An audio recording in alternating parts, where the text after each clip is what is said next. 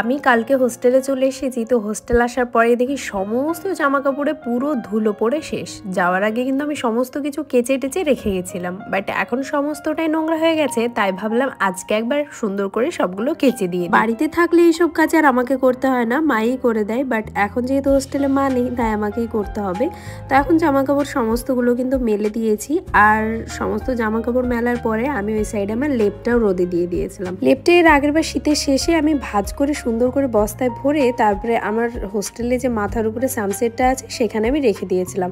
আর জানোই তো, লেপ অনেকদিন ভাঁজ করে কোনো জায়গায় রাখা থাকলে সেখান থেকে কিন্তু লেপ থেকে হালকা গন্ধ মতো বার হয়, যার জন্য আমি আজকে কিন্তু লেপটা সুন্দর করে রোদে দিয়ে দিয়েছি। কালকে রাতে কি আর করব, কিছু করার ছিল না তাই এটাই গায়ে দিয়েছিলাম, বাট রাত্রে খুব অসুবিধা হচ্ছিল শুতে, তাই জন্য কিন্তু আজকে সকাল সকাল উঠে রোদে দিয়ে সমস্ত জামা কাপড় কেচে কিন্তু আমিও স্নানটা করে নিয়েছিলাম সকাল সকাল, কারণ বেশি দেরি করে স্নান করলে আমার আবার ঠান্ডা লাগার প্রবলেম আছে, তো ঠান্ডা লেগে যাবে। এরপরে যখন দুপুরবেলা হয়েছিল তখন কিন্তু আমার সমস্ত প্রায় যেগুলো কাঁচা ছিল সেগুলো কিন্তু শুকিয়ে গেছিলো, তাই জন্য কালকে রাতে আমি আমার ফ্রেন্ডদের বালিশের কভার, বিছানা চাদর ওইসব নিয়ে পেতেছিলাম, তো সেগুলো তুলে দিলাম। আসলে আমার সমস্ত জিনিসে ধুলো টুলো পড়ে গেছিলো, যার জন্য বিছানা চাদরগুলো কিন্তু ওদের সঙ্গে নিয়ে পেতেছিলাম। তো সেগুলো চেঞ্জ করার পরে একটু চুপচাপ বসেছিলাম, কারণ ধরতে গেলে সারাদিন অনেকই খাটাখাটনি হয়েছে। তারপরে একটু শুয়েছিলাম, বিকেলবেলা আবার বেরিয়েছিলাম, কারণ কিছু জিনিস কিনতে হতো আমাকে, হোস্টেলে কিছুই ছিল না খাবার দাবার। আমি আর আমার একটা জুনিয়র মিলে চলে গেছিলাম সবার ফার্স্টে বিশালে, সেখানে গিয়ে কিছু খাবার নিলাম। খাবার নেওয়ার পরে তারপরে নিচে চলে এসেছিলাম কিছু ড্রেস দেখতে,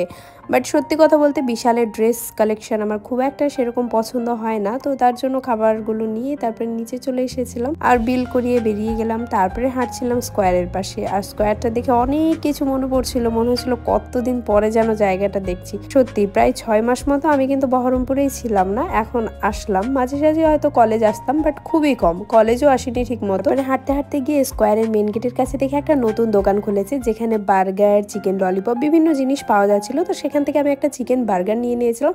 আগে কিন্তু এই দোকানটা ছিল না, অনেক দিনই হলো বসেছে, বাট আমি যেহেতু 6 মাস আসিনি তাই কিন্তু আমি বলতেও পারছি না যে কবে বসেছে।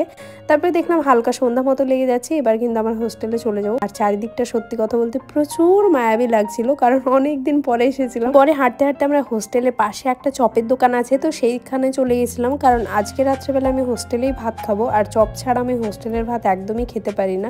একটা চপ থাকলে, ডাল থাকলে বেশ সুন্দরভাবে ভাতটা খাওয়া হয়ে যায়। আর তারপরে রুমে চলে এসে সবার ফার্স্টে আমি বার্গারটা খেয়ে নিচ্ছিলাম, কারণ বার্গার ঠান্ডা হয়ে গেলে একদমই ভালো লাগে না খেতে। আর এখানে বার্গার খেতে খেতে একটা ঘটনা ঘটেছে, দেখো আমি ফার্স্ট বাইটটা যখনই নিতে যাব তখনই উর্মিলা আমাকে একটা হুকুম করে দিয়েছে, তো আমি বলছি তুই একটু পরে বলতে পারলি না, আমি ফার্স্ট বাইটটা নিতে গেলাম তখনই বলতে হলো। তো এরকম যাই হোক, জানালা লাগাতে বলছিল, তারপরে জানালাটা লাগিয়ে আমি কিন্তু খেতে বসে পড়ি। যাই হোক,